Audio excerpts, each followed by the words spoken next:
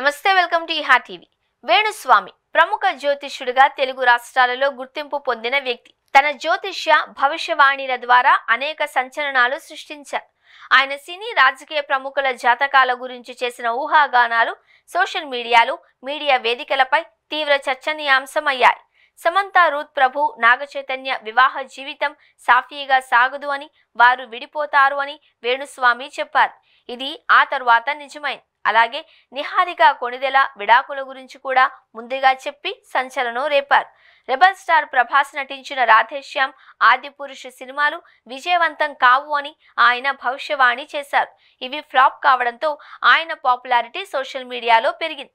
చంద్రబాబు నాయుడు, కవిత arrest అవుతారు అని వేణుస్వామి చెప్పిన భవిష్యవాణి నిజమైంది.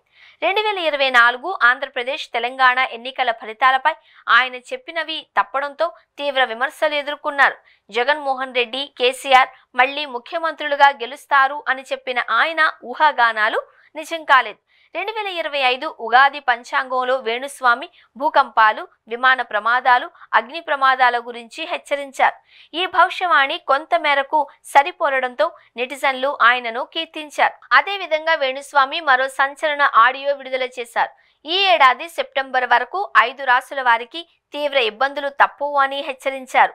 సింహరాశిలో కుజ, కేతుల కలయికతో సమస్యలు రానున్నాయని ఆయన వివరించారు. సింహరాశి, కన్యరాశి, మకర రాశి, మీనరాశి, వృషభ రాశి ఈ రాశుల వారికి చాలా ఇబ్బందులు కలుగుతాయి అన్నారు. విపరీతంగా ఆర్థిక ఇబ్బందుల్లో కూరుకుపోతారు అన్నారు.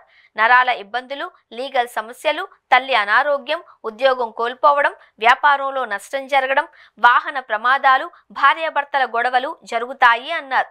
ఈ రాశుల వారికి ప్రయాణాల గండం ఉంది అని, విమాన ప్రమాదాలు, అగ్ని ప్రమాదాలు, వాహన ప్రమాదాలు, భూకంపాలు, ఇంటర్నెట్ నిలిచిపోవడం, సోషల్ మీడియా అకౌంట్లు ఫ్రీజ్ కావడం వంటివి ఉంటాయి అన్నారు. ముఖ్యంగా ఎరుపు రంగు వాహనాలను జాగ్రత్తగా నడపాలన్నారు. చిన్న జపాలు చేసుకోవాలి అన్నారు. ప్రతి మంగళవారం నాడు కుజ, కేతువు పూజలు చేయాలి అని, ఎరుపు రంగు బట్టలు ధరించాలి అని సూచించారు.